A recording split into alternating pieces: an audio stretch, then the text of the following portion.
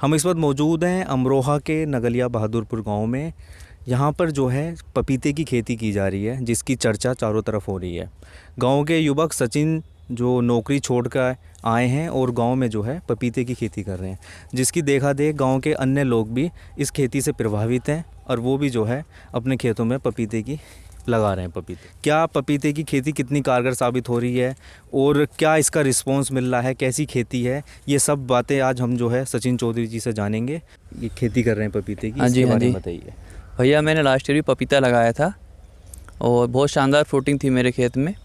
तो थोड़ा सा ओला पड़ गया था दिसंबर के अंदर, तो मैं शायद अपनी फसल को मैं बेच नहीं पाया था। लेकिन मैंने फिर से कोशिश की और फिर से इस बार में ड्रिप इरिगेशन भी लगाया खेत में सिंचाई के लिए और काफ़ी मेहनत कर रहा हूँ। 22 मार्च को मैंने लगाया था पपीता, बहुत अच्छी फ्रूटिंग है। अच्छा सचिन, जैसे इस बार आप देख रहे हो युवाओं को नौकरी मिल नहीं रही है। हाँ जी, उस बीच उस टाइम में आप जो है नौकरी छोड़कर इस खेती की तरफ कैसे रुझान बढ़ा और बोले कैसे मन में विचार आया कि बोले मैं पपीते की खेती करूं? खेती क्या, मैंने सबसे पहले यहाँ पे घर पे मैं बाहर रहता था, मैं और मेरी वाइफ, और पापा और मम्मी यहाँ पे घर पे अकेले रहते थे। थोड़ा कि ये भी था कि हाँ भी घर पे ज़रूरत थी मेरी। एक मेरा रुझान ये भी था कि घर पे मैं कुछ ऐसा बिजनेस करूँ तो शायद मैं अपने घर वालों के साथ रह सकूँ। मेन मोटिव तो मेरा घर वालों के साथ रहना ही था। फिर जॉब मैंने की, थोड़ा मुझे लगा कि यार चल मैं इनकी भी जॉब कर रहा हूँ, कुछ अपना भी करके देखूँ, खुद भी मालिक बन के देखूँ। तो मैंने यहाँ पर अपना धर्म कांटा लगाया, पीछे मैंने केन क्रशर लगाया। पापा जी गन्ना समिति से रिटायर थे तो उन्हें नॉलेज थी गन्ने की, तो मुझे सहयोग मिला। फिर खेती भी थी हमारी, तो क्यों ना सोचा गन्ने और गेहूँ से हट के भी कुछ और करा जाए।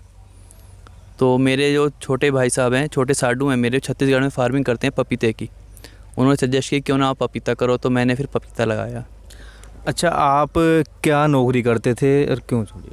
नहीं, मैं पीजीडी से मैंने सॉफ्टवेयर में डिप्लोमा किया था पॉलिटेक्निक कॉलेज से, मेरठ से। जॉब भी मेरी काफ़ी अच्छी खासी थी। मैंने वहाँ पे सॉफ्टवेयर में फिर कुछ और सॉफ्टवेयर किए थे, डिज़ाइनिंग के सॉफ्टवेयर किए। फिर मैं फरीदाबाद में एग्रोमेक इंजीनियरिंग में मैं जॉब करता था डिज़ाइन डिपार्टमेंट में, और हेड था मैं उस डिपार्टमेंट का। बस वहीं से फिर ख्याल आया कि यार क्यों ना फिर बस खेती की तरफ मेरा रुझान आया कि अपना बिजनेस करूँगा मैं। और अच्छा, नौकरी छोड़ने के बाद जैसे गांव वाले कुछ मजाक बनाते हैं या किस, मतलब गांव वालों का क्या वो था कि बोले भी ये तो नौकरी करता था, आज जो है खेती कर रहा है? हाँ, सबने मज़े लिए, खूब मजाक उड़ाई मेरी। कह रहे अरे यार बहुत अच्छी जॉब थी, कहाँ गाँव के चक्कर में आ गए, क्यों फंस गए यहाँ पे गाँव में, तो हमें परेशान है, ये है वो है शहर में। लेकिन शहर की ज़िंदगी भी कोई इतनी आसान नहीं है। जितना गांव का एक आदमी जॉब करके कमाता है या कोई छोटी मोटी जॉब, इतना तो वहाँ पे मकान का किराया भी देना पड़ जाता है। अगर मैं 40 हज़ार कमा रहा था तो 20-22 हज़ार रुपये तो मेरे खर्चे ऐसे ही हो जाते थे, मतलब बिल्कुल ना खर्च करने में वो खर्च ही हो जाते थे। तो 40 हज़ार की जॉब को मेरी 20 हज़ार का ही मानो आप, इसी हिसाब से देखा जाए तो। और जब मैं अपने गाँव में आया तो मुझे लग रहा है कि हाँ मैं जो वहाँ से ज़्यादा कमा सकता हूँ अपनी खेती से। अच्छा, अब आप जो है खेती कर रहे हैं तो क्या रिस्पॉन्स मिल रहा है इसका? रिस्पॉन्स तो बढ़िया है इसका।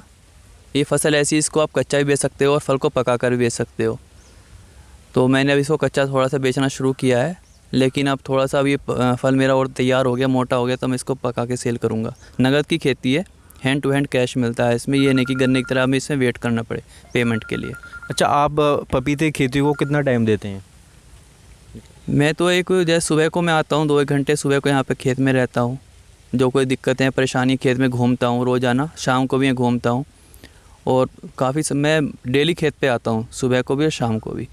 तो इसमें मतलब पूरा आप जो है देख रेख खुद करते हैं या कोई और लोग भी हैं? नहीं, देख रेख मैं सारी खुद करता हूँ, और जो भी कुछ काम वाम होते हैं उसके लिए मैं मजदूर लेके आता हूँ। अच्छा, आप जैसे अब गांव में पपीते की खेती कर रहे हैं तो बाकी लोग भी आपसे प्रेरित हैं या और लोग भी खेती कर रहे हैं? हाँ जी, और लोगों ने भी, जैसे मैं पिछले साल देखी मेरी फसल बहुत अच्छी थी, और इस साल भी फिर कुछ लोगों ने कहा कि भाई हम भी लगाएंगे, हमें भी लगवाओ। तो मैंने कई लोगों को अपने साथ लिया है, सबका साथ लेकर चल रहा हूँ। जब ज़्यादा माल होता है तो व्यापारी भी आकर्षित होते हैं कि भाई जहाँ ज़्यादा माल मिलेगा वहाँ पर चले जाएंगे।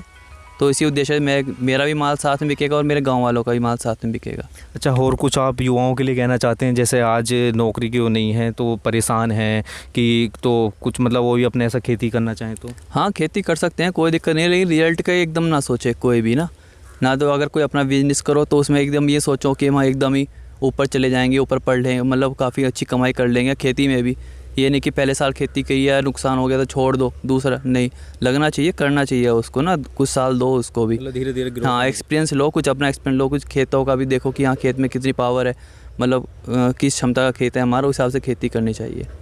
ठीक। हमारे साथ गांव के ओपी सिंह भी मौजूद हैं, उनसे बात करते हैं। ओपी सिंह जी, आप भी यही खेती कर रहे हैं? हाँ, मैं पपीते की खेती कर रहा हूँ और सचिन की देखा देखी की है मैंने। अच्छा, सचिन से देखा। हाँ, इसी ने। तो क्या रिस्पांस मिल रहा है खेती का?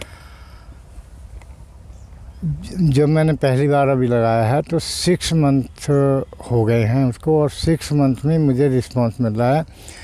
और मतलब कुछ ना कुछ अगर मार्केट में भेजूँगा तो पैसा मिलता है, कैश। हाँ, ये नहीं है कि जब गन्ना लगा दिए तो 1 साल के बाद ही डालेंगे तब मिलेगा।